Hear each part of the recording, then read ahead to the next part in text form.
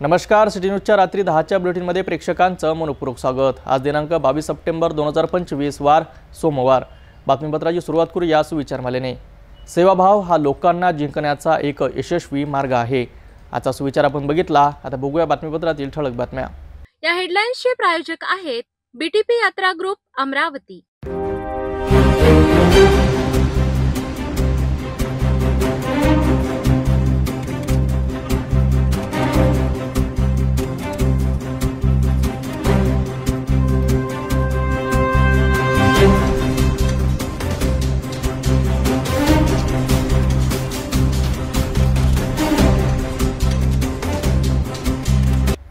ठळक बातम्या बघितल्या। आता घेऊया एक छोटासा ब्रेक। तपोवन पासून फक्त 1.5 किलोमीटर अंतरावर राधानगरी लेआउट लेक व्ह्यू प्लॉट सह मोजकेच प्लॉट शिल्लक। त्वरित संपर्क करा 9930706667 किंवा 7620433325 या क्रमांकावर। ब्रेक नंतर बघूया सविस्तर बातम्या। दर्यापूर मतदारसंघामध्ये महाविकास आघाडीच्या तयारीला मोठी गती। दर्यापूरचे आमदार गजानन लवटे यांनी सिटी न्यूजशी बोलताना स्थानिक स्वराज्य संस्थांच्या निवडणुकांवर मोठी प्रतिक्रिया दिली। जिल्हा परिषद, नगर परिषद या निवडणुका अत्यंत महत्त्वाच्या असून शिवसेना उद्धव बाळासाहेब ठाकरे गटाने मोठ्या ताकदीने पक्ष संघटना उभी केली आहेत। अमरावती सर्किट हाऊस येथे आज सर्व पदाधिकाऱ्यांनी महत्त्वपूर्ण बैठक पार पडली। जिल्हा परिषद, पंचायत समिती, नगरपालिका, महानगरपालिका या निवडणुका आता लागणार आहेत, म्हणजे निश्चितच झालेलं आहे। त्या हिशोबाने आम्ही त्या अनुषंगाने आम्ही चांगल्या प्रकारे आमची तयारी चालू आहे। आमचे जे बूथ प्रमुख आहे, आमचे शाखा प्रमुख आहे, आमचे शहर प्रमुख आहे, आमचे तालुका प्रमुख आहे, जिल्हा प्रमुख आहे, यांच्या आमच्या बैठका लावलेल्या आहेत, बैठका सुरू आहेत। आणि जे इच्छुक उमेदवार आहेत त्यांची आम्ही यादी वगैरे त्यांचे नावे हे पहिला आम्ही घेऊन आणि जे निवडणुकीला व्यवस्थितरित्या सामोरे जातील त्यांचा जनसंपर्क बघून त्या लोकांच्या तयाऱ्या ज्या जशा बघून आम्ही त्या तयारीवर आम्ही विचार विनिमय चालू आहे। आणि वरचे मग पक्षाचे पदाधिकारी म्हणा, आमचे संपर्क नेते म्हणा, आमचे पक्ष प्रमुख म्हणा, हे आम्हाला जे आदेश वेळेवर देतील त्या अनुषंगाने आम्ही सगळ्या गोष्टीची तयारी करणार आहोत। आता आमच्या लेवलवर आम्हाला साहेबांनी सांगितलेलं आहे की तुम्ही जिथं जिथं तुमचे जिल्हा परिषद आहे, माझ्या मतदारसंघामध्ये दर्यापूर आणि अंजनगावमध्ये 7 जिल्हा परिषद आहे, त्या अनुषंगाने आम्ही आमचं हे करून राहिलो। येणाऱ्या काळामध्ये महाविकास आघाडीसोबत जसं आपण लढले आणि आपण आज आमदार झाले, म्हणून महाविकास आघाडी स्थानिक स्वराज्य संस्थेसोबत राहील का?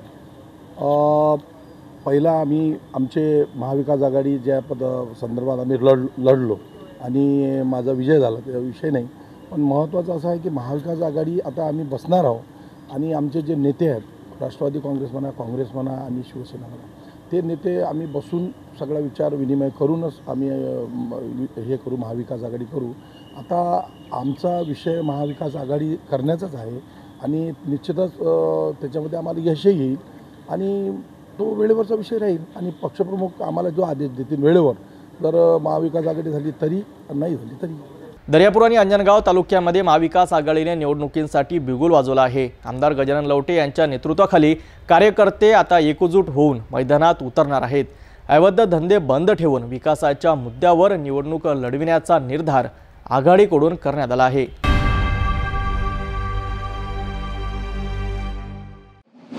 अमरावतीत नवरात्र उत्सवाच्या पहिल्याच दिवशी भाविकांनी देवी दर्शनाचा लाभ घेतला। जुनी अमरावती परिसरातील सुरक्षा ही पोलिसांची सर्वोच्च प्राधान्याची बाब बनली आहे। प्रशासनाने भाविकांना उत्सव शांततेत आनंदात साजरा करण्याचे आवाहन केले आहे। पुढील 9 दिवस अमरावतीत देवी भक्ती, आरत्या आणि दांडिया गरबाच्या तालावर नवरात्रीचा जल्लोष पाहायला मिळणार आहे। आज दिनांक 22 रोजी घटस्थापना होणार आहे। त्याचप्रमाणे आज नवदुर्गाचा उत्सव चालू होणार आहे 2 तारखेपर्यंत। त्यामुळे आजपासून जवळपास आमच्या कोल्हापुरी गेट हद्दीमध्ये सराफा बाजार, काळाराम मंदिर, आणखी हनुमान नगर, माता खिडकी, पार्वती नगर या प्रत्येक ठिकाणी जवळपास 63 नवदुर्गा मंडळ स्थापन होणार आहे। तसेच 9 शारदा उत्सव शारदा मंडळ स्थापन होणार आहे। आणि त्याचप्रमाणे 6 ठिकाणी गरबा आहे। गरबा जो आपला सराफा लाईन आहे, मोठी वर्दळ असते या ठिकाणी आणि सकाळी 6 वाजतापासून तर संध्याकाळी 10 वाजेपर्यंत मोठ्या प्रमाणात ते वर्दळ राहणार आहे. काही ठिकाणी शासनाने 12 वाजेपर्यंत परवानगी दिली आहे, तसेच इतर वेळी 10 वाजेपर्यंत परवानगी दिली आहे. त्यामुळे मोठ्या प्रमाणात गरबा चालणार आहे. अमरावतीमधून कानाकोपऱ्यातून व खेड्यापाड्यातून शहरातून खेड्यापाड्यातून मोठ्या प्रमाणात ते गरबा पाहण्यासाठी येतात आणि सराफा बाजार असल्यामुळे खरेदी करण्यासाठी मोठ्या प्रमाणात गर्दी होते. त्याप्रमाणे प्रत्येक ठिकाणी फिक्स पॉईंट लावलेले आहे.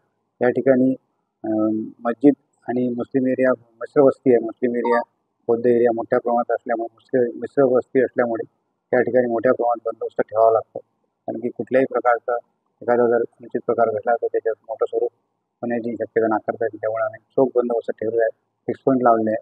गरबेच्या ठिकाणी पोलीस कर्मचारी आणि महिला कर्मचारी देण्यात आले आहे. फिरती पेट्रोलिंग ठेवली आहे, बीट मार्शल ठेवली आहे आणि RCB वगैरे मोठ्या प्रमाणात ते बंदोबस्त डिप्लॉईड केलेला आहे. कुठल्याही प्रकारचा ते वाद होणार नाही याची आम्ही दक्षता घेत आहे आणि शांततेच्या मार्गात सर्व सण उत्सव सुरळीत पार पाडण्यासाठी आम्ही कसोशीने प्रयत्न करतो. आजपासून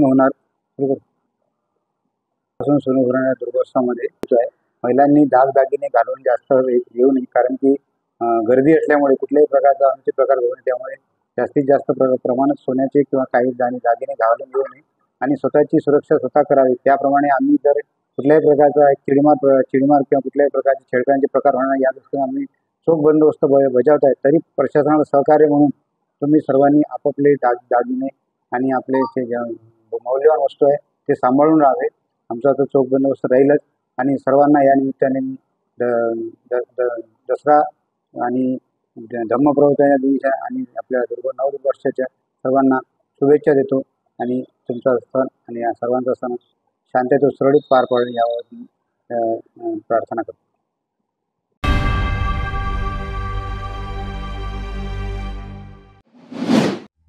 नवरात्रीच्या पहिल्याच दिवशी शहरात एक धक्कादायक घटना घडली आहे. अंबादेवीच्या दर्शनासाठी निघालेल्या भाविकांसाठी मोठ्या धोक्याची घंटा वाजली. राजकमल चौकात जिथे नवरात्री उत्सवाचा उत्साह शिगेला पोहोचला आहे, तिथेच एक मोठा राजकीय बॅनर अचानक कोसळला. पोलीस सुरक्षा केंद्रासमोर घडलेल्या या घटनेमुळे काही काळ परिसरात तणावाचे वातावरण निर्माण झाले होते. नवरात्र सुरू झाल्यामुळे राजकमल ते अंबादेवी रोडवर प्रचंड गर्दी असते. याच गर्दीचा फायदा घेऊन विविध राजकीय पक्ष आणि संघटनांनी शुभेच्छांचे मोठमोठे बॅनर लावले होते. पण याचपैकी एका प्रचंड आकाराचा बॅनर संध्याकाळी अचानक कोसळला. सुदैवाने यात कोणतीही जीवितहानी झाली नाही. मात्र यामुळे रस्त्यावर उभ्या असलेल्या काही वाहनांचे मोठे नुकसान झाले आहे. स्थानिक नागरिक या घटनेसाठी थेट बाजार परवाना विभागाला जबाबदार धरत आहेत. शहरात ठिकठिकाणी अनधिकृत होर्डिंग्स आणि बॅनर लावले जात असतानाही विभागाने कोणतीही कारवाई केली नाही. याच निष्काळजीपणामुळे आजची ही घटना घडली असा आरोप नागरिकांनी केला आहे. या कोसळलेल्या बॅनरला कोणतीही अधिकृत परवानगी नव्हती अशी चर्चा आता समोर येत आहे. जर प्रशासनाने वेळेवर कारवाई केली असती तर ही घटना टळली असती. या घटनेने प्रशासनाच्या कारभारावर प्रश्नचिन्ह निर्माण केले आहेत. गर्दीच्या वेळी जर ही घटना घडली असती तर मोठी दुर्घटना घडली असती, यात शंका नाही. आता या घटनेनंतर तरी प्रशासन जागे होणार का? शहरात लावलेल्या अनधिकृत होर्डिंग्सवर कारवाई होणार का? हे पाहणे महत्वाचे ठरेल. नागरिकांच्या सुरक्षिततेचा प्रश्न पुन्हा एकदा ऐरणीवर आला आहे.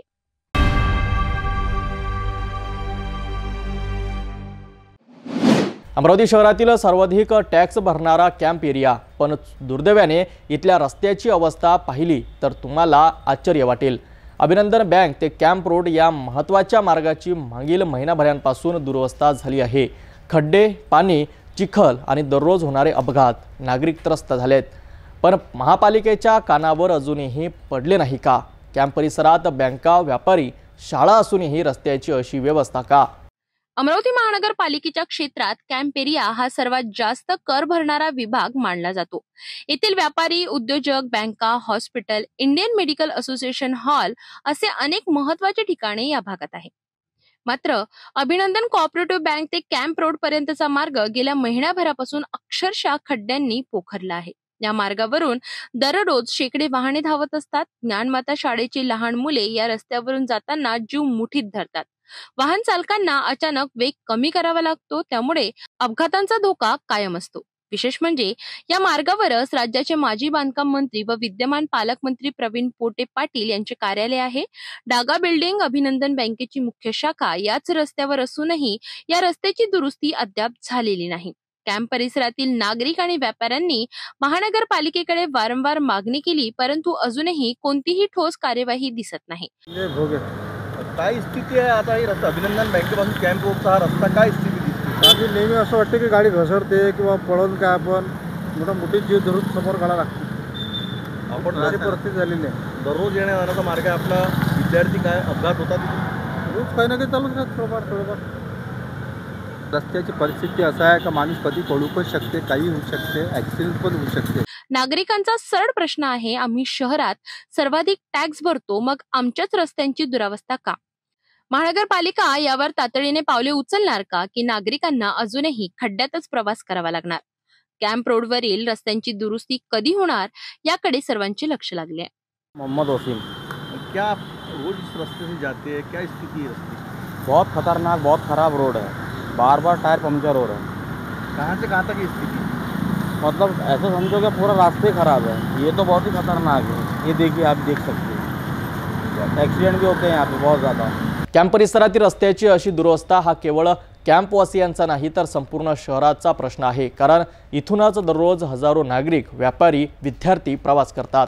महापालिका तातडीने याकडे लक्ष देईल का, की नागरिकांना अजूनही काही महिने खड्ड्यांशीच सामना करावा लागणार?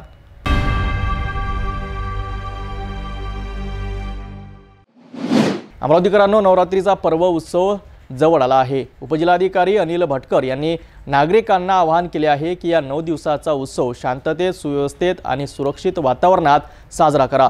जिल्हा प्रशासन आणि पोलीस प्रशासनाच्या सर्व सूचनांचे काटेकोर पालन करणे गरजेचे आहे. चला पाहूया सविस्तर रिपोर्ट. आजपासून नवरात्री उत्सव आणि शारदा उत्सवाची सुरुवात होत आहे आणि जवळपास 400पेक्षा अधिक या ठिकाणी नवदुर्गा मंडळ आहेत आणि सर्व अतिशय उत्साहात आणि आनंदात हा 9 दिवसाचा उत्सव आहे हा सर्व नागरिक साजरा करत असतात. आपल्या सर्वांना प्रशासनाच्या वतीनं एकच मी आवाहन करेल की आपल्याला आपला आनंद हा शांततेतच व्यक्त करायचा आहे आणि आपल्याला हा उत्सव 9 दिवस अतिशय शांततेत सर्वांना सोबत घेऊन करायचा आहे. आणि मी या नवरात्र उत्सवाला प्रशासनाच्या वतीने शुभेच्छा देतो. धन्यवाद. नवरात्रीचा हा उत्सव केवळ पवित्र सण नाही तर सामाजिक शांततेचा संदेशही आहे.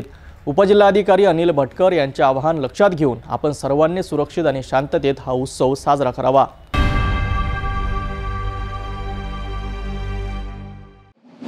कोट्यवधी रुपयांच्या थकबाकीमुळे कंत्राटदारांवर आत्महत्येची वेळ आली आहे. अमरावतीच्या सार्वजनिक बांधकाम विभागात आज कंत्राटदारांनी कार्यकारी अभियंत्याच्या दालनात ठिय्या आंदोलन देत जोरदार आंदोलन छेडले.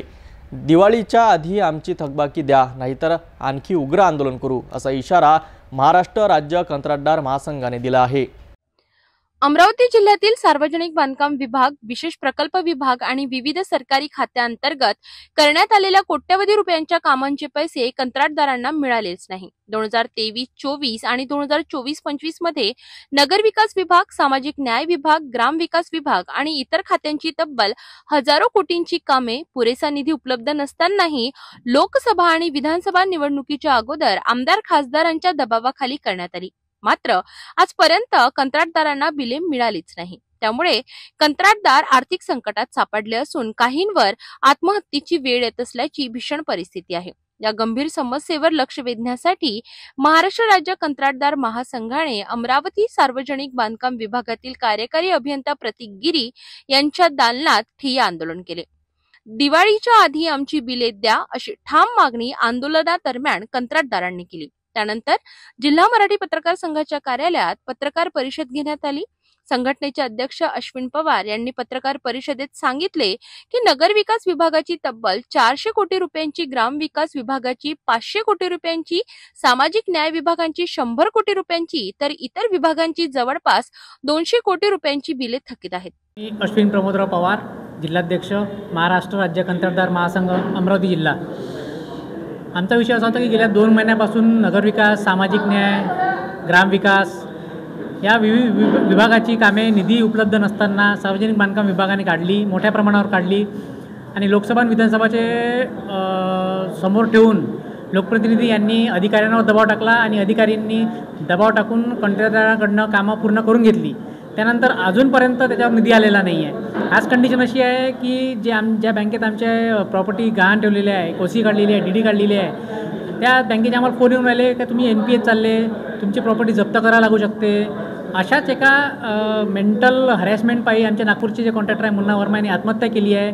तीच आत्महत्या करायची वेळ कॉन्ट्रॅक्टरवर आज सरकारने आणलेली आहे. त्या व्यतिरिक्त जवळपास आम्ही असं ठरवलं की आता प्रत्येक सोमवारी एका प्रत्येक डिव्हिजनमध्ये कार्यकारी अभियंता यांच्या दालनात आमच्या जवळपास नगरविकास विभागाचे अमरावती जिल्ह्यात 500 कोटी बाकी आहे, ग्रामविकास विभागाचे 400 कोटी बाकी आहे आणि सामाजिक न्याय विभागाचे 100 कोटीच्या जवळपास कामे बाकी आहे. आंदोलनाची भूमिका काय राहिली आता, आज काय राहिली आणि याच्यानंतर काय राहिली? आमची आंदोलनाची भूमिका अशी आहे की आम्ही आता प्रत्येक कार्यकारी अभियंत्याच्या दालनात ठिय्या आंदोलन करणार आहे. त्यांना जाब विचारणार आहे की त्यांनी काय पाठपुरावा केला आमच्या निधीसाठी. त्यानंतर AC जे सुपरिटेंडिंग इंजिनियर आहे त्यांच्या दालनात आमचं आंदोलन राहील. नंतर पुन्हा मुख्य अभियंता आणि जसं आमचं 24 तारखेला विदर्भ लेवलवर जे आंदोलन झालं त्यानंतर आमची आझाद मैदानाची तयारी चालू आहे. मोठा एक महाराष्ट्र लेवलचं आंदोलन मुंबईला आझाद मैदानात राहील. कंत्राटदार महासंघाने या आंदोलनानंतर इशारा दिला आहे की 29 सप्टेंबर रोजी विशेष प्रकल्प विभाग अमरावती कार्यकारी अभियंता पिंजरकर यांच्या दालनात आंदोलन होईल. त्यानंतर 6 ऑक्टोबर रोजी अचलपूर सार्वजनिक बांधकाम विभाग कार्यकारी अभियंता वानकडे यांच्या दालनात आंदोलन केले जाईल. तर 13 ऑक्टोबर रोजी दर्यापूर येथील विशेष प्रकल्प विभाग क्रमांक 2 कार्यकारी अभियंता अडसुडे यांच्या दालनात आंदोलन केले जाणार आहे. कंत्राटदार महासंघाचे आंदोलन आता अधिक तीव्र होण्याची चिन्हे दिसत असून दिवाळीपूर्वी थकबाकी मिळाली नाही तर राज्यभर मोठे आंदोलन उभारण्याची चेतावणी देण्यात आली आहे. कंत्राटदाराचे लाखो कोटींचे थकीत पैसे दिवाळीपूर्वी न मिळाल्यास आंदोलन आणखी पेट घेणार. शासनाने तातडीने निधी उपलब्ध करून दिला नाही तर परिस्थिती हाताबाहेर जाण्याची भीती व्यक्त केली जात आहे. आता पाहावे लागेल की शासन यावर कोणती ठोस भूमिका घेते.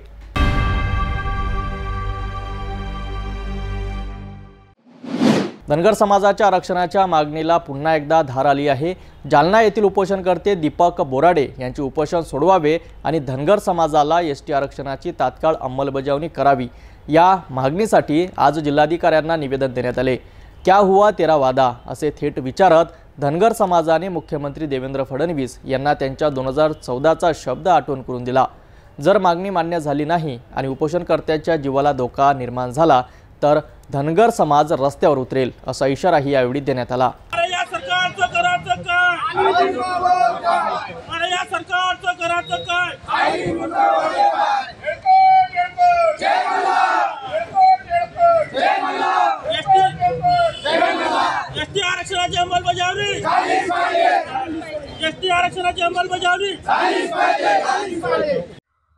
अमरावती जिल्हाधिकारी कार्यालयात धनगर समाजाच्या वतीने भव्य निवेदन देण्यात आले.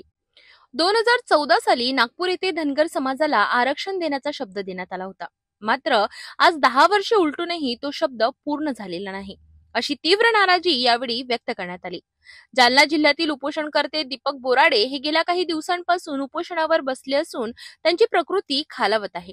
समाजातील पदाधिकारी कार्यकर्ते यांनी प्रशासनाला इशारा दिला आहे की जर उपोषणकर्त्यांच्या जीवाला काही धोका झाला तर त्याची जबाबदारी राज्य सरकारची असेल.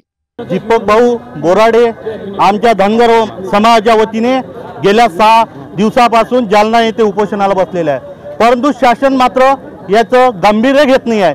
जेव्हा फडणवीस मुख्यमंत्री होते तेव्हाच त्यांनी या समाजाला आश्वासन दिलं होतं की मी जर सत्तेत आलो तर पहिल्या कॅबिनेटमध्ये या धनगरांना ST मध्ये समावेश करेल.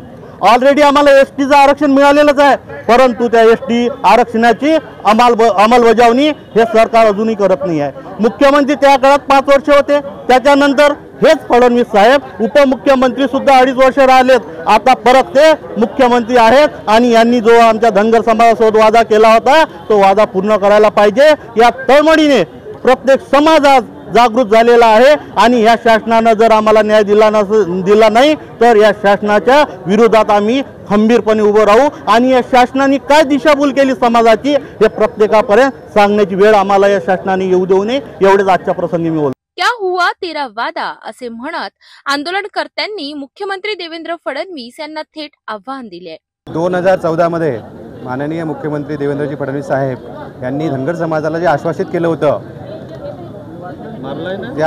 होतं की धनगर समाजाला एसटी आरक्षण देण्यात येईल म्हणून पहिल्या कॅबिनेटमध्ये एसटी आरक्षणाची जेव्हा आश्वासित करण्यात आलं होतं, परंतु अजूनपर्यंत 100च्या वर कॅबिनेट झालं असून सुद्धा अजूनपर्यंत आरक्षणाची अंमलबजावणी झालेली नाही आहे।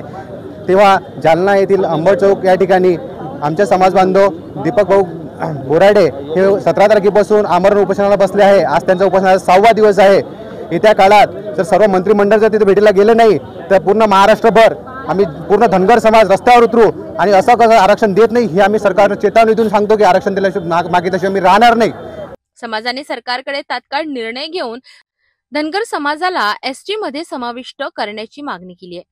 जर ही मागणी मान्य झाली नाही तर समाज रस्त्यावर उतरून तीव्र आंदोलन छेडणार असल्याची चेतावणी निवेदनात देण्यात आली आहे। दिनांक 17 या महिन्याच्या 17 तारखेपासून माननीय दीपक भाऊ बोराडे हे जालन्याला धनगर समाजाच्या एसटी आरक्षण अंमलबजावणीसाठी आमरण उपोषणाला बसलेले आहे। त्यासाठी आम्ही संपूर्ण अमरावती जिल्ह्यातील धनगर बांधव आज माननीय जिल्हाधिकारी यांना निवेदन देण्यासाठी आलो। त्यामध्ये आम्ही प्रामुख्यानं निवेदन हे माननीय मुख्यमंत्र्यांना पाठवलं आहे। त्यामध्ये आमच्या सर्व लोकांची मागणी आहे धनगर समाजाच्या की एसटीमध्ये आमच्या समाजाचं आरक्षणाची अंमलबजावणी झालेली आहे। जे घटनेनं आम्हाला दिलेली आहे ती सरकार मान्य करत नाही आहे। त्यासाठी दीपक भाऊ बोराडे आमरण उपोषणावर बसले आहे। आज त्यांच्या उपोषणाचा 6वा दिवस आहे। त्यांची तब्येत दिवसेंदिवस खालावत आहे। सरकारने जर या उपोषणाची गंभीरतेने दखल घेतली नाही तर येणाऱ्या 2 दिवसांनंतर आम्ही आमचं आंदोलन संपूर्ण महाराष्ट्रामध्ये तीव्रपणे करू, ही आमची सरकारला एक चेतावणी आहे।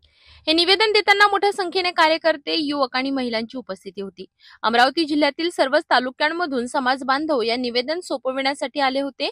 यावेळी प्रशासनाने निवेदन स्वीकारले असून योग्य ती कारवाई करण्याचे आश्वासन दिले आहे। या संपूर्ण महाराष्ट्रातून धनगर समाजाची एकच मागणी आहे। माननीय देवेंद्र फडणवीस मुख्यमंत्री यांनी 2014मध्ये धनगर समाजाला आश्वासित केलं होतं की मी पहिल्या कॅबिनेटमध्ये धनगर समाजाला आरक्षण देईन, पण आजपर्यंत 2025 आहे, आजपर्यंत सुद्धा धनगर समाजाला आरक्षण दिलेलं नाही। आणि मला फडणवीस साहेबाला एक आठवण करून द्यायची धनगर समाजाच्या वतीनं, क्या हुआ तेरा वादा, आता तरी तुम्ही तुमचा वादा पूर्ण करा व धनगर समाजाला न्याय द्या। आमचे समाज बांधव दीपक भाऊ बोराडे जालना येथे आमरण उपोषणाला बसलेले आहे। आज त्यांचा 6वा दिवस आहे। दिवसेंदिवस त्यांची प्रकृती खालावलेली आहे, तरी त्याची दखल घेऊन तात्काळ धनगर समाजाला आरक्षण देण्यात यावे। जर तसं झालं नाही तर धनगर समाज या सरकारला दाखवून देईन की तुमचा DNA हा धनगर समाज आहे आणि या सरकारला खाली उतरू आम्ही जर आम्हाला धनगर समाजाला आरक्षण दिले नाही तर। धनगर समाजाची आरक्षणाची मागणी आता निर्णायक टप्प्यावर पोहोचली आहे। राज्य सरकारने या विषयात तातडीने निर्णय घेतला नाही तर येत्या काळात आंदोलनाची तीव्रता वाढण्याची शक्यता आहे। आता राज्य सरकार या निवेदनावर कोणती भूमिका घेणार याकडे सर्वांचं लक्ष लागलंय।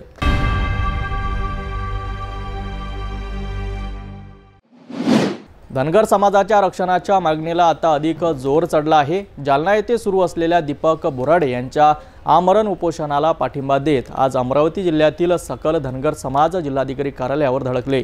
धनगर समाजाला तात्काळ एसटी आरक्षण मिळालेच पाहिजे या मागणीसाठी दिला गेलेला हा मोर्चा जिल्हा प्रशासनासाठी धोक्याची घंटा ठरत आहे। मोठ्या संख्येने जमलेल्या समाज बांधवांनी घोषणाबाजी करत शासनाला इशारा दिला आहे। धनगर समाजाला घटनात्मक अनुसूचित जमातीचे आरक्षण लागू करण्याच्या मागणीने पुन्हा जोर धरलाय। जालना येथे गेल्या 6 दिवसांपासून दीपक बोराडे आमरण उपोषणावर बसले आहेत। त्यांना पाठिंबा देत अमरावती जिल्ह्यातील सकल धनगर समाज जिल्हाधिकारी कार्यालयावर मोठ्या संख्येने जमला होता। मोर्चा दरम्यान समाज बांधवांनी जोरदार घोषणाबाजी केली। धनगर समाजाला एसटी आरक्षण मिळालेच पाहिजे, आश्वासन देऊनही आरक्षण दिले नाही तर तीव्र आंदोलन छेडले जाईल। मोर्चात बोलताना नेत्यांनी सांगितले की सन 2014 मध्ये तत्कालीन मुख्यमंत्री देवेंद्र फडणवीस यांनी पहिल्याच कॅबिनेट बैठकीत धनगर समाजाचे आरक्षण लागू करू असे आश्वासन दिले होते, मात्र आज 10 वर्ष उलटूनही तो शब्द पाळला गेला नाही असा आरोप त्यांनी केलाय। धनगर समाजाने निवेदनाद्वारे शासनाला 2 दिवसांची मुदत दिली असून बोराडे यांचे उपोषण सोडवावे अन्यथा राज्यभर तीव्र आंदोलनाची चेतावणी दिली आहे। तसेच बोराडे यांच्या जीवाशी काही अनिष्ट घडल्यास त्यांची सर्वस्वी जबाबदारी शासनाची असेल असे स्पष्ट करण्यात आले। धनगर समाजाचे दीपक बोराडे यांनी जालना येथे सुरू केलेल्या उपोषणाला पाठिंबा म्हणून आज अमरावती जिल्ह्याच्या धनगर समाजाने जिल्हाधिकाऱ्यांची भेट घेऊन त्यांना आपली मागणी सादर केली। धनगर समाजाला आजवर आरक्षणाचा लाभ मिळालेला नाही। जोपर्यंत धनगर समाजाला आरक्षण मिळणार नाही तोपर्यंत धनगरांचा हाच लढा सुरू राहील। आज खालचं सरकार वरचं सरकार धनगरांना मेंढरं समजत आहेत, पण या मेंढरामध्ये एक एडका नावाचा प्राणी असतो। त्या एडक्याची जर धडक आपल्याला बसली तर काय होईल याचा विचार आपण सरकारने करायला पाहिजे। आणि म्हणूनच आज प्रत्येक जिल्ह्यात प्रत्येक गावात धनगर समाज पेटून उठलेला आहे। त्याचे हे उदाहरण आहे जिवंत। आज अमरावतीतला समाज एकत्रितपणे इथे आला आणि त्याने धनगर समाजाच्या मागण्या जिल्हाधिकाऱ्याकडे मांडल्यात। धनगर समाजाला आरक्षण नाकारणाऱ्या फडणवीस आणि नरेंद्र मोदी या दोघांचाही आम्ही जाहीर धिक्कार करत आहोत। अमरावतीतील धनगर समाजाने दाखवलेली ताकद आणि जालना येथे सुरू असलेले उपोषण हे सरकारसाठी मोठे आव्हान आहे। येत्या 2 दिवसात शासन या मागणीवर काय निर्णय घेते याकडे राज्यभरातील धनगर समाजाचे लक्ष लागले आहे। जर निर्णय झाला नाही तर राज्यात आणखी मोठे आंदोलन पेट घेण्याची शक्यता आहे।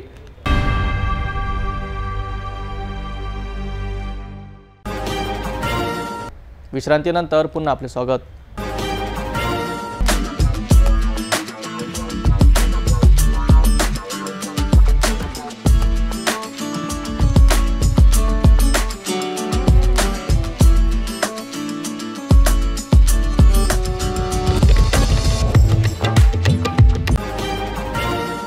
विश्रांतीनंतर पुन्हा आपले स्वागत। आजपासून सर्वत्र नवरात्रीच्या उत्सवाला सुरुवात झाली आहे। अमरावती शहराची कुलदैवत आई अंबादेवीच्या मंदिरातही मोठ्या उत्साहात नवरात्री महोत्सवाला प्रारंभ झाला। पहाटेपासूनच हजारो भाविकांनी अंबादेवीच्या दर्शनासाठी गर्दी केली आहे। चला या पवित्र सोहळ्याचा एक सविस्तर आढावा घेऊया। अमरावती शहराचे श्रद्धास्थान असलेल्या अंबादेवी मंदिरात नवरात्री महोत्सवाला पहाटे 4:30 वाजतापासून देवीच्या अभिषेकाने सुरुवात झाली। अभिषेकानंतर लगेचच घटस्थापना करण्यात आली आणि त्यानंतर देवीचा मनमोहक शृंगार करण्यात आला। सकाळी 7:30 वाजता देवीची पहिली आरती झाली। यावेळी संस्थानचे सचिव डॉक्टर जयंत पांढरीकर आणि त्यांच्या पत्नी यांनी घटस्थापनेच्या पूजेत सहभाग घेतला। दर्शनासाठी आलेल्या भाविकांसाठी मंदिराचे प्रवेशद्वार अभिषेक सुरू असतानाच खुले करण्यात आले होते। हजारो भाविकांनी पहाटेपासूनच देवीच्या दर्शनाचा लाभ घेतला।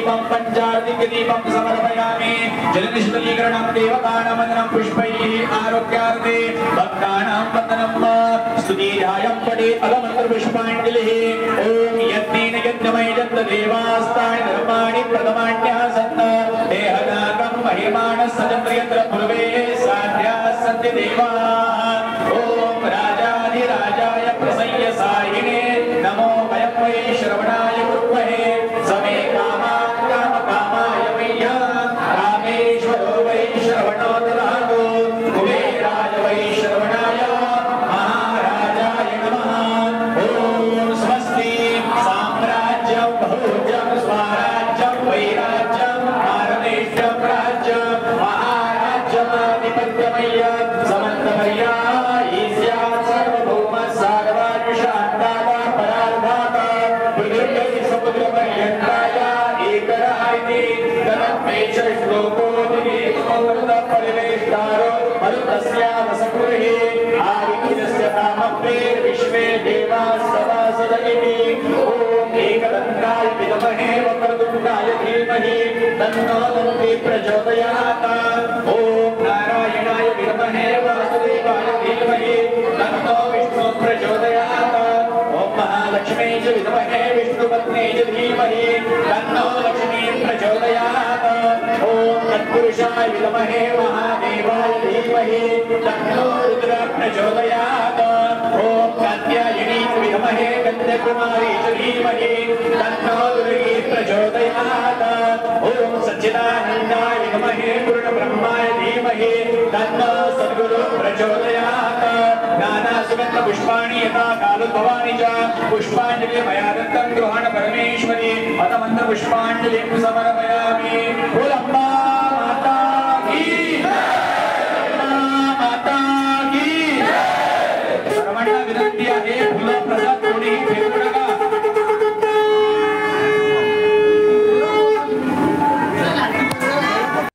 मंदिरातील गर्दी लक्षात घेता महिलांसाठी ओटी भरण्याची वेगळी व्यवस्था करण्यात आली। संस्थानचे सचिव डॉक्टर जयंत पांढरीकर यांनी परदेशात असलेल्या भाविकांना सिटी न्यूजच्या माध्यमातून देवीच्या दर्शनाचा लाभ घेण्याचे आवाहन केले। जे काही कारणाने मंदिरात येऊ शकत नाहीत किंवा जे देशाच्या इतर कानाकोपऱ्यात आहेत किंवा विदेशात सुद्धा आहे त्यांना सिटी न्यूजच्या माध्यमातून अंबाबाईचं दर्शन घडू शकतं। त्यांनी सिटी न्यूजच्या माध्यमातून युट्यूबच्या माध्यमातून हे दर्शन घ्यावं असं आवाहन आम्ही सर्वांना करतो। नवरात्रीच्या 9 दिवसात येथे विविध धार्मिक कार्यक्रमांचे आयोजन करण्यात आले आहे। शहराचे दैवत असलेल्या अंबादेवीच्या दर्शनासाठी देशभरातून आणि परदेशातूनही भाविक येत असतात। नवरात्रीच्या या मंगलमय पर्वात आई अंबादेवी तुम्हाला आणि तुमच्या कुटुंबाला सुख समृद्धी देवो हीच प्रार्थना। अंबादेवी मंदिरातील नवरात्री उत्सवाचे अधिक अपडेट बघण्यासाठी जुळत रहा सिटी न्यूजशी।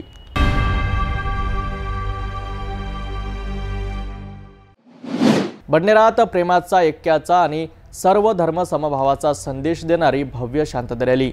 कानपूरमध्ये आय लव्ह मोहम्मद पोस्टर प्रकरणानंतर देशभरात निर्माण झालेल्या चर्चेच्या पार्श्वभूमीवर बडनेरा येथे मुस्लिम बांधवांनी एक शाम नबी के नाम या शांतता रॅलीचे आयोजन केले। आझाद चौकापासून निघालेली ही रॅली शहरात प्रमुख चौकातून फिरली आणि शेवटी जय हिंद चौकात शांततेच्या संदेशासह समारोप करण्यात आला। कानपूर येथे आय लव्ह मोहम्मद अशा आशयाचे पोस्टर लावण्यात आले होते। या पोस्टरवरून झालेल्या घटनेच्या निषेधार्थ बडनेरा येथे मुस्लिम समाज बांधवांनी शांततेचा मार्ग अवलंबत एक शाम नबी के नाम या रॅलीचे आयोजन केले। सामाजिक कार्यकर्ते अक्रम देशमुख व समाजातील मान्यवरांनी बडनेरा पोलीस स्टेशनकडून विधिवत परवानगी घेऊन ही रॅली आयोजित केली। ही रॅली आझाद चौकातून सुरू होऊन छत्रपती शिवाजी महाराज चौक, जयस्तंभ चौक, जय हिंद चौक, railway station, prince Chinese corner मागे जामा मस्जिद व नगीना मस्जिद मार्गे पुन्हा आझाद चौकात परतली। रॅलीमध्ये हातात आय लव्ह मोहम्मद अशी पोस्टर घेऊन शेकडो समाज बांधवांनी देशात प्रेम, शांतता आणि स्वधर्म समभाव नांदावा अशा घोषणा दिल्या। रॅलीच्या समारोपावेळी सामाजिक कार्यकर्ते अक्रम देशमुख यांनी सर्व उपस्थितांचे आभार मानत समाजाने शांतता, ऐक्य आणि प्रेमाने जगावे असा संदेश दिला। बडनेरातील या शांतता रॅलीतून मुस्लिम समाजाने देशाला एक सकारात्मक संदेश दिला आहे। शांततेने आणि प्रेमाने व्यक्त झालेला हा निषेध खरोखरच समाजाला एकच आणणारा ठरला आहे।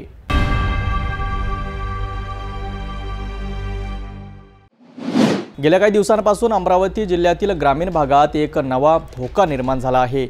गोंड वाघोली, कुणबी वाघोली आणि पायवीर या गावांमध्ये पट्टेदार वाघाच्या दर्शनाने आधीच भीतीचे वातावरण निर्माण झाले असताना आता थेट जवलापूर परिसरातही वाघ किंवा बिबट्याचे ठसे आढळून आले आहेत। हा नक्की वाघ आहे की बिबट यावर प्रश्नचिन्ह कायम आहे। मात्र या हिंसक प्राण्यामुळे संपूर्ण परिसरातील नागरिक दहशतीखाली आले आहेत। चला जाणून घेऊया याबद्दल सविस्तर रिपोर्ट। अमरावती जिल्ह्याला लागून असलेल्या गोंड वाघोली, कुणबी वाघोली आणि पायवीर या परिसरात गेल्या काही दिवसांपासून पट्टेदार वाघाच्या दर्शनाने मोठी खळबळ उडाली होती। स्थानिकांनी वाघ पाहिल्याचा दावा केला होता, तर काही पाळीव जनावरांवर हल्ले झाल्याचेही समोर आले होते। या घटनेची माहिती मिळताच वन विभागाची टीम पायवीर येथील शेतात पोहोचली। त्यांनी केलेल्या तपासणीत जमिनीवर पावलांचे ठसे आढळले। वन विभागाच्या म्हणण्यानुसार हे ठसे वाघाचे नसून बिबट्याचे आहेत। मात्र स्थानिक नागरिक अजूनही हा वाघच असल्याच्या मतांवर ठाम आहेत। ही चर्चा सुरू असतानाच आता पत्रोड हद्दीतील जवलापूर शिवारातही असेच ठसे सापडल्याने परिसरातील भीती आणखी वाढली आहे। जवलापूर येथील पोलीस पाटील यांनी तातडीने याची माहिती तलाठ्यांना दिली। आता हे ठसे वाघाचे आहेत की बिबट्याचे हा प्रश्न कायम आहे। परंतु वाघ असो किंवा बिबट, हा एक हिंसक प्राणी असल्याने संपूर्ण भागात तणावाचे वातावरण आहे। नागरिकांकडून वन विभागाला लवकरात लवकर या प्राण्याचा बंदोबस्त करण्याची मागणी जोर धरत आहे।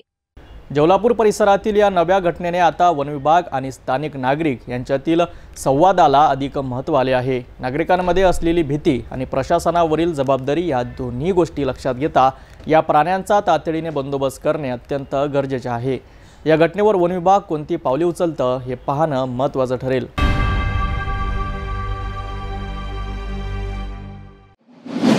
रोजच्या प्रवासाची सोय म्हणून ओळखली जाणारी आणि आपल्या सर्वांच्या आयुष्याचा भाग असलेली लालपरी आज पुन्हा एकदा चर्चेत आली आहे, पण एका वेगळ्याच कारणामुळे।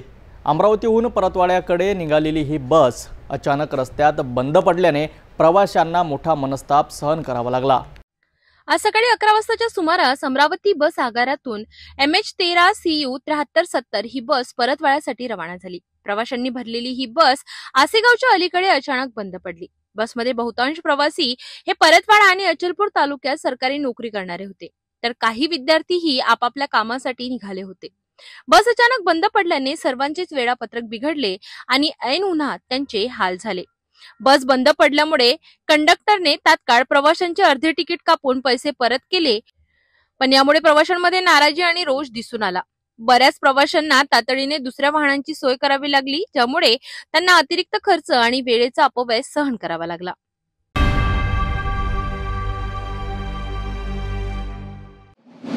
सरकार आणि कृषी विभागाच्या निष्क्रियतेविरोधात तिवसा तालुक्यातील एका शेतकऱ्याने 10 एकर शेतात पेरलेलं सोयाबीन आणि तूर पीक रोटावेटरने नष्ट करून शासनाच्या अनोख्या पद्धतीने निषेध व्यक्त केला आहे।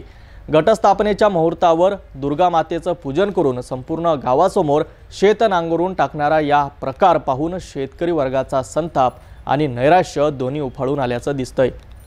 तिवसा तालुक्यातील शेंदोळा बुजुर्ग येथील शेतकरी दयाराम राठोड यांच्या शेतात यंदा 10 एकर शेतावर तूर आणि सोयाबीनची पेरणी करण्यात आली होती। सुरुवातीला चांगला पाऊस झाल्याने पीकही जोमात आलं होतं, पण सलग संततधार पावसामुळे शेत पाण्याखाली गेलं आणि पिकं अक्षरशः करपून गेली। राठोड यांनी वेळोवेळी कृषी विभाग आणि महसूल विभागाकडे पंचनाम्याची मागणी केली। अनेक वेळा कार्यालयात भेटी दिल्या, निवेदनं दिली, पण एकही अधिकारी शेताच्या बांधावर फिरकला नाही।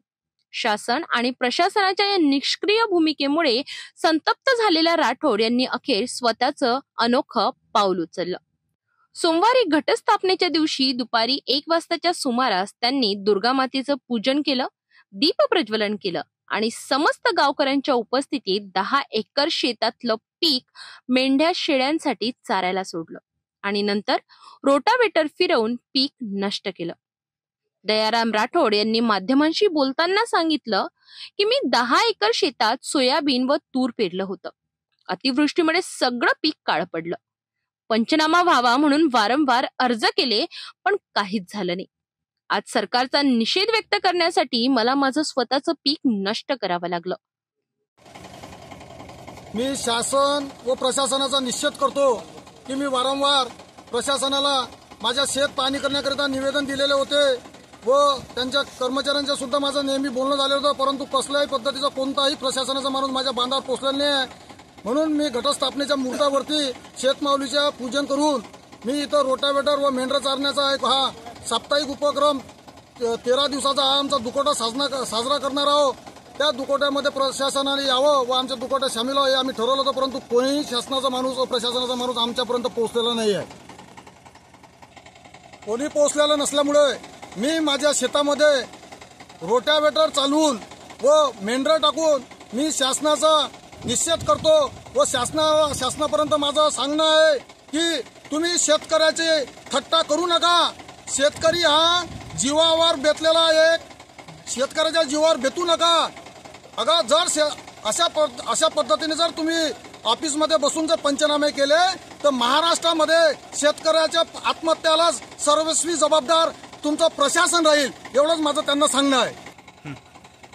प्रशासनाला माझं सांगणं आहे, जर माझ्या शेतामध्ये चुकून जर एखादा गांजाचं जर झाड असतं तर संपूर्ण जिल्ह्यातील प्रशासन मीटिंग सोडून त्यांचे 100 कामं सोडून आमच्या शेताच्या बांधावर पोहोचला असता. परंतु आम्ही आमच्या दुकोट्याची निमंत्रण पत्रिका देऊन सुद्धा कोणताही इथं प्रशासनाचा माणूस आमच्या दुकोट्यामध्ये आलेला नाही आहे.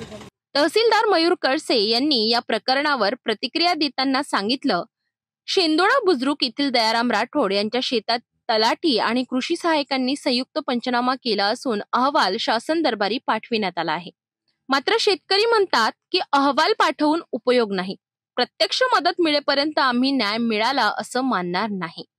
गावकऱ्यांनी याला शेतीची अंत्ययात्रा असे नाव देऊन मोठ्या संख्येने हजेरी लावली. या घटनेनंतर इतर शेतकऱ्यांमध्येही रोष पसरला आहे.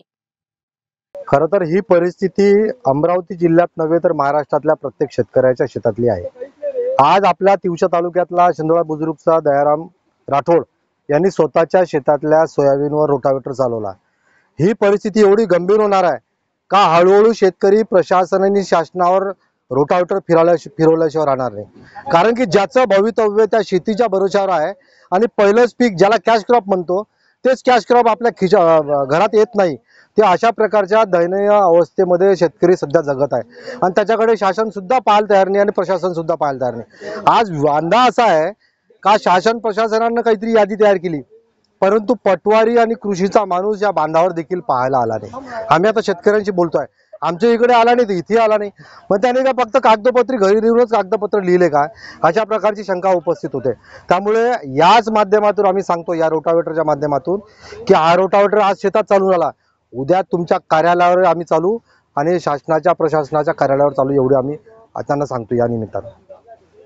एकीकडे सरकार शेतकऱ्यांच्या मदतीसाठी योजनांची घोषणा करतं, पण जमिनीवर त्यांची अंमलबजावणी होण्याआधीच शेतकरी आपल्या पिकाचा बळी देत आहेत. तिवसा तालुक्यातील हा प्रकार हा केवळ एका शेतकऱ्याचा नाही तर संपूर्ण शेतकरी वर्गाचा आक्रोश आहे. आता प्रशासन या आक्रोशाला प्रतिसाद देते का हे पाहणं महत्त्वाचं ठरेल.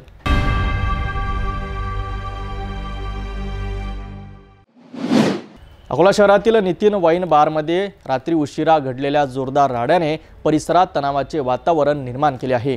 किरकोळ वादातून उफाळलेली ही मारामारी काहींना गंभीर जखमी बनवून अकोला जिल्हा सरकारी रुग्णालयात पोहोचविली आहे.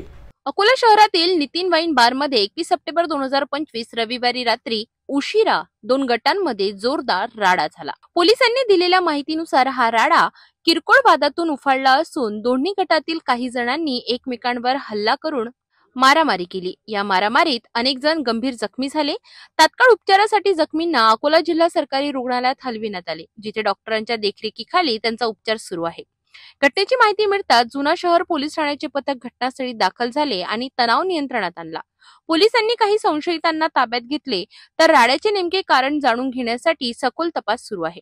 परिसरातील नागरिकांनी या घटनेमुळे तात्पुरती भीती व्यक्त केली आहे, परंतु पोलिसांची तत्परता आणि जलद कारवाईमुळे परिस्थिती नियंत्रणात आली. जुना शहर पोलीस पुढील तपास करीत असून राड्याच्या मागील कारणांवर लक्ष केंद्रित केले जात आहे. काल रात्री जुने शहर अंतर्गत पोलीस स्टेशन जुने शहर अंतर्गत नितीन बार वाशिम बापाच्या ठिकाणी लाल्या पालकर व त्याचे साथीदार तसेच बबलू ठेकेदार रणार खदाने व त्यांच्या साथीदारांमध्ये नितीन बार या ठिकाणी आतमध्ये बसले असताना वाद झाला. त्या वादाचे रूपांतर दोन्ही पार्ट्यांच्या दोन्ही गटामध्ये मारहाणीमध्ये झाले. दोन्ही गटातील लोकांना जीएमसी येथे पाठवण्यात आले उपचारार्थ. सध्या दोन्ही गटातील जवळपास 3 जखमींवर उपचार सुरू आहे. त्या अनुषंगाने पोलीस स्टेशन जुने शहर येथे गुन्हा दाखल असून पुढील तपास सुरू आहे. सध्या शांतता आहे. संबंधित गुन्हेगारावर प्रभावी प्रतिबंधक कार्य करण्याची तजवीज आहे. ती प्रोसेस सध्या सुरू आहे. दोन्ही गटातील लोक बारमध्ये बसले होते आणि बारमध्ये बसल्यानंतर त्यांच्यात काहीतरी शाब्दिक चकमक झाली. त्या अनुषंगाने त्याचं रूपांतर एकमेकांसोबत वाद घालण्यामध्ये झालं आणि भांडणामध्ये झालं. अकोला शहरातील नितीन वाईन बारमध्ये राड्यामुळे परिसरात तणाव निर्माण झाला. मात्र पोलिसांच्या तत्परतेमुळे परिस्थिती नियंत्रणात आहे. जखमींवर उपचार सुरू आहेत आणि तपास सुरू असल्याची माहिती मिळाली आहे.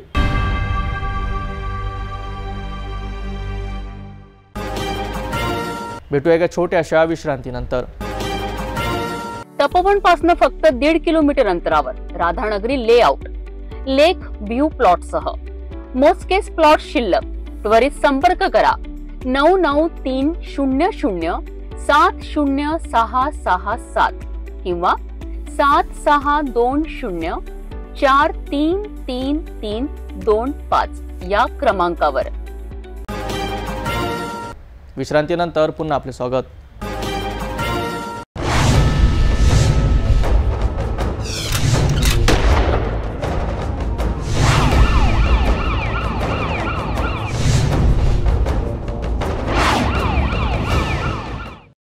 भंडारा जिल्ह्यातील तुमसर पोलीस स्टेशनमध्ये कार्यरत असलेल्या हवालदारावर गुंडांनी बारमध्ये हल्ला केला आहे.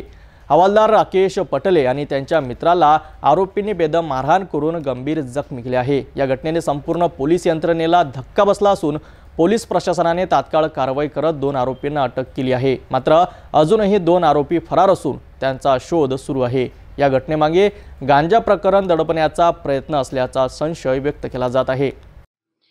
भंडारा जिल्ह्यातील तुमसर पोलीस स्टेशनमध्ये कार्यरत असलेले हवालदार राकेश पटले हे रात्रीच्या सुमारास आपल्या मित्रासह मिटेवाणे येथील एका बारमध्ये गेले होते. त्या ठिकाणी 4 आरोपी आधीच बसले होते. काही कारणावरून हवालदार व आरोपींमध्ये वाद झाला आणि अचानक आरोपींनी हवालदार राकेश पटले आणि त्याच्या मित्राला बेदम मारहाण सुरू केली.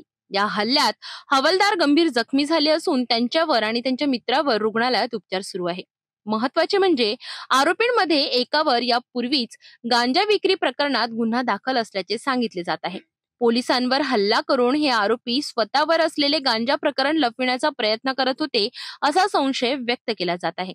घटनेची माहिती मिळताच भंडारा पोलीस तात्काळ घटनास्थळी पोहोचले आणि रात्रीतच कार्यवाही करून 2 आरोपींना अटक केली. मात्र उर्वरित आरोपी फरार असून त्यांचा शोध सुरू आहे. ही घटना पोलिसांवर थेट हल्ला असल्याने जिल्ह्यात खळबळ उडाली आहे. भंडाऱ्यात पोलीस हवालदारावर झालेला हल्ला हा गंभीर प्रकार आहे. पोलिसांवर हल्ला करणाऱ्या गुंडांना कठोर शिक्षा व्हावी अशी मागणी स्थानिकांकडून केली जात आहे. उर्वरित आरोपींना लवकरात पकडून न्याय द्यावा अशी अपेक्षा नागरिकांकडून व्यक्त केली जात आहे.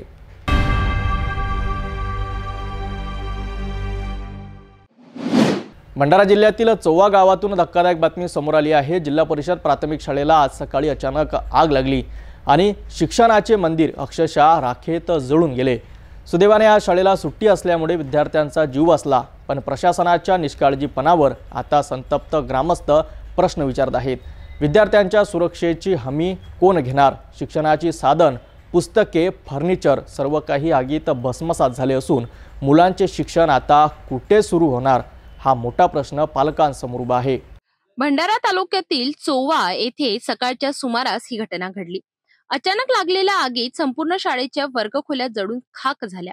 शाळेतील बाक, टेबल, पुस्तकं, खेळणी, शैक्षणिक साधने यांचे मोठे नुकसान झाले. सुदैवाने विद्यार्थ्यांना सुट्टी असल्यामुळे कोणतीही जीवितहानी झाली नाही, अन्यथा मोठी दुर्घटना घडली असती. गावकऱ्यांनी संतप्त प्रतिक्रिया देत प्रशासनाला जाब विचारला आहे. त्यांनी स्पष्ट मागणी केली आहे की शाळेत अग्निशामक यंत्रणा, सुरक्षेची साधने का नव्हती? प्रत्येक घटनेनंतर केवळ पंचनामा करून प्रशासन हात झटकते, पण ठोस उपाययोजना कधी करणार असा सवालही ग्रामस्थांनी केलाय. ग्रामस्थांचा इशारा आहे की जर प्रशासनाने या प्रकरणी तातडीने चौकशी करून जबाबदार अधिकाऱ्यांवर कारवाई केली नाही तर आम्ही रस्त्यावर उतरून आंदोलन करू. दरम्यान या घटनेनंतर विद्यार्थ्यांचे शिक्षण कुठे होणार, नवीन वर्गखोल्या केव्हा तयार होणार याबाबत पालकांमध्ये मोठी चिंता आहे. स्थानिक प्रशासनाने या प्रकरणी तातडीने तपास सुरू केल्याचे सांगितले जात आहे. मात्र ग्रामस्थांना आता केवळ आश्वासन नव्हे तर ठोस कारवाई हवी आहे. चोवा गावातील शाळा जळून खाक झाल्याने मुलांचे भविष्य अक्षरशः राखीत गेले आहेत. ही केवळ एक आग नाही तर ग्रामीण भागातील शिक्षण व्यवस्थेवरील सुरक्षेच्या गंभीर त्रुटीचा मोठा पर्दाफाश आहे. प्रशासनाने यावर वेळीच पावले उचलले नाही तर ग्रामीण भागातील मुलांचे शिक्षण धोक्यात येणार यात शंका नाही.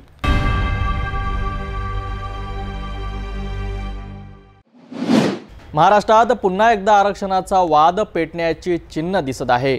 लातूर जिल्ह्यात बंजारा समाजाने एसटी आरक्षणाच्या मागणीसाठी जोरदार आंदोलनाचा इशारा दिला आहे. एसटी सोडा, बाहेर उतरू अशा घोषणा देत बंजारा समाज आता रस्त्यावर उतरण्याच्या तयारीत आहे.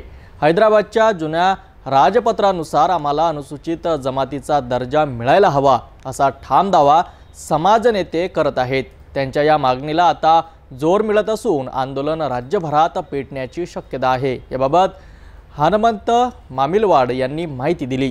बंजारा समाजाच्या या आंदोलनामुळे पुन्हा एकदा महाराष्ट्रात आरक्षणाचा मुद्दा ऐरणीवर आला आहे. सरकारने तातडीने सकारात्मक निर्णय घेतला नाही तर त्याचे वेळेत नियंत्रण न झाल्यास मोठा संघर्ष उभा राहू शकतो. नमस्कार. जय आदिवासी, जय भीम, जय भारत, जय संविधान.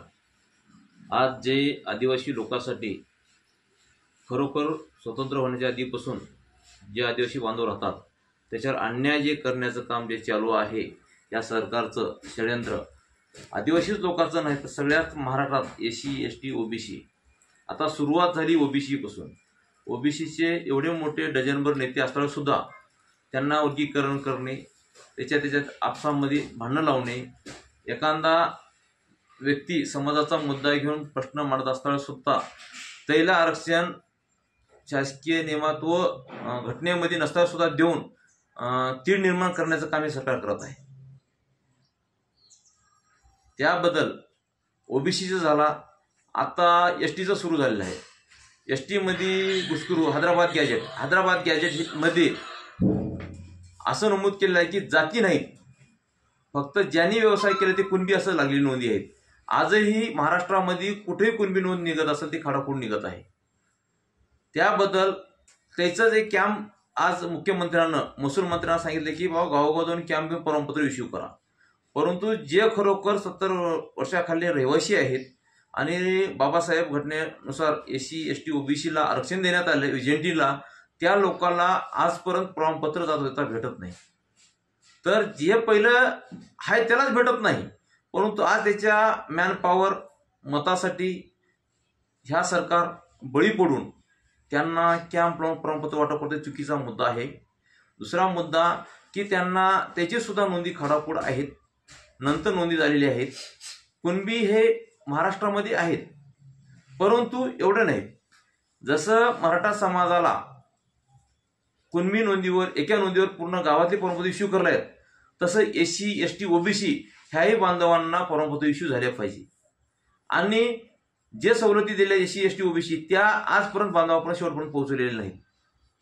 SC बांधव असू द्या, OBC बांधव राहू द्या, ST बांधव राहू द्या, परंतु पहिलंच भेटलं नाही. परंतु जे स्थानिकचे आमदार आहेत आज पाठिंबा देऊ आहेत. महाराष्ट्रामध्ये वातावरण खराब करण्याचं काम जे प्रतिनिधी करत आहेत महाराष्ट्रातले सगळेच आमदार, मराठा समाजाच्या मोर्चाला पाठिंबा देणे, आर्थिक मदत करणे, तसं लमानी समाजाच्या मोर्चाला आर्थिक मदत करणे, पाठिंबा देणे, OBCच्या मोर्चाला हे करणे, तसंच STच्या. परंतु जे मूळ रहिवासी आहेत आणि मूळ आरक्षणामध्ये आहेत त्याच्याबद्दल हे बोलत नाहीत.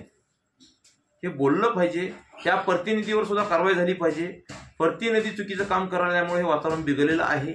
आणि आमच्या आदिवासीमध्ये धनगर प्लस लमानी समाज जे चालू आहे आज वातावरण, आम्हाला ह्या सरकारला विरोध करायचा नाही की हा सरकारनं वैयक्तिक आरक्षण देण्यात यावं.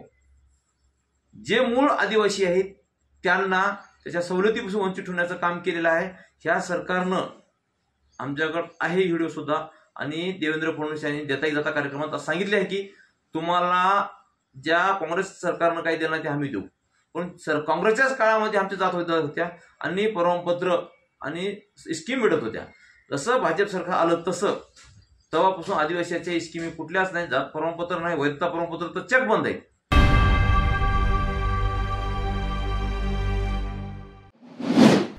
नाशिक जिल्ह्यातील त्र्यंबकेश्वर येथे पत्रकार बांधवांवर झालेल्या हल्ल्याचा निषेध व्यक्त करण्यासाठी आज नाशिक शहर ग्रामीण पत्रकार संघ मैदानात उतरला।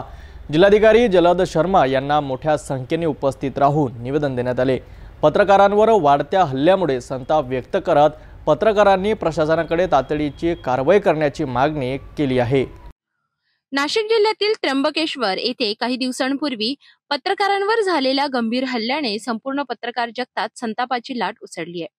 या हल्ल्याचा निषेध करण्यासाठी नाशिक शहर ग्रामीण पत्रकार संघाच्या वतीने जिल्हाधिकारी जलद शर्मा यांना निवेदन देण्यात आले। या निवेदनामध्ये पत्रकारांवर दाखल झालेल्या खोट्या गुन्ह्यांची चौकशी करून दोषी अधिकाऱ्यांवर कारवाई करण्याची मागणी करण्यात आली आहे। तसेच पत्रकारांवर दाखल झालेले गुन्हे तातडीने मागे घेण्यात यावेत, पत्रकार संरक्षण कायद्याची त्वरित अंमलबजावणी व्हावी आणि वारंवार होणाऱ्या हल्ल्यांना आळा घालण्यासाठी विशेष समिती स्थापन करून त्यात पत्रकार प्रतिनिधींना स्थान द्यावे अशी ठोस मागणी संघाच्या पदाधिकाऱ्यांनी केली आहे।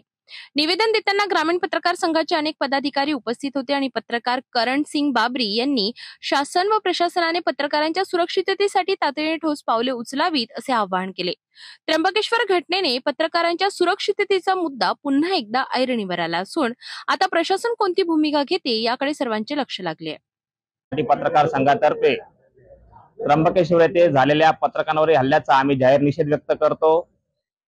पत्रकारांच्या वतीने आज आम्ही जिल्हाधिकारी जलद शर्मा यांची भेट घेऊन माननीय मुख्यमंत्री देवेंद्रजी फडणवीस यांना निवेदन दिलेलं आहे।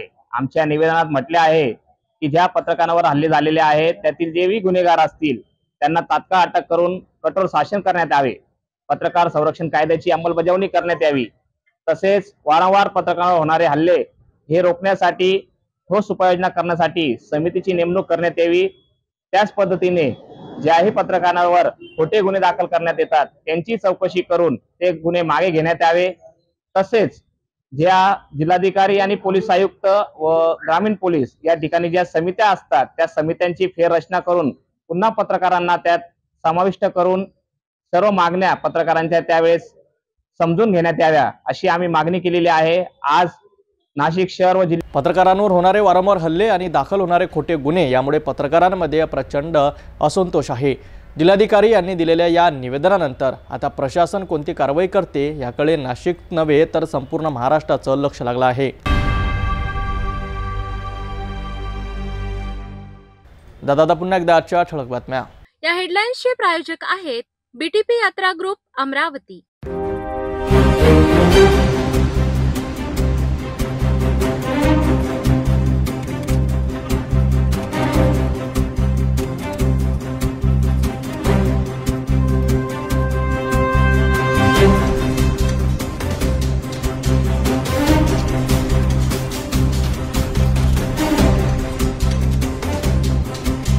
आपण आता सिटी न्यूज चॅनल आपल्या टीव्हीवर सुद्धा बघू शकता। यामध्ये next channel number 117, Jio channel number 872, JTBL channel number 73, Fastway channel number 256 वर बघू शकाल। आता अमरावती जिल्ह्यानंतर विदर्भ आणि महाराष्ट्राचे दर्शक घर बसल्या आपल्या टीव्हीवर सिटी न्यूज बातमी पाहू शकाल। यात Chhatrapati Sambhajinagar next setup box number 14, Yavatmal setup box number 12, Washim setup box number 26, Nanded setup box number 17, Mahur setup box number 07, Akola RRC setup box number 899 वर लवकरच आम्ही आपल्यापर्यंत पोहोचणार आहोत। जर आपल्या केबल टीव्हीवर सिटी न्यूज चॅनल दिसत नसेल तर आपण आपल्या केबल ऑपरेटरशी संपर्क करावा। सिटी न्यूज केबलच्या व्यतिरिक्त यूट्यूब, फेसबुक, इंस्टाग्राम आणि ट्विटरवर सुद्धा बघू शकता। याकरिता सोशल मीडिया अकाउंट सबस्क्राईब करा, फॉलो करा, लाईक करा। यूट्यूब अकाउंट सबस्क्राईब करण्याकरिता सबस्क्राईब बटनला क्लिक करा आणि बेल आयकॉन दाबायला विसरू नका, कारण सर्वात आधी समाचार आपल्यापर्यंत पोहोचणार आहेत।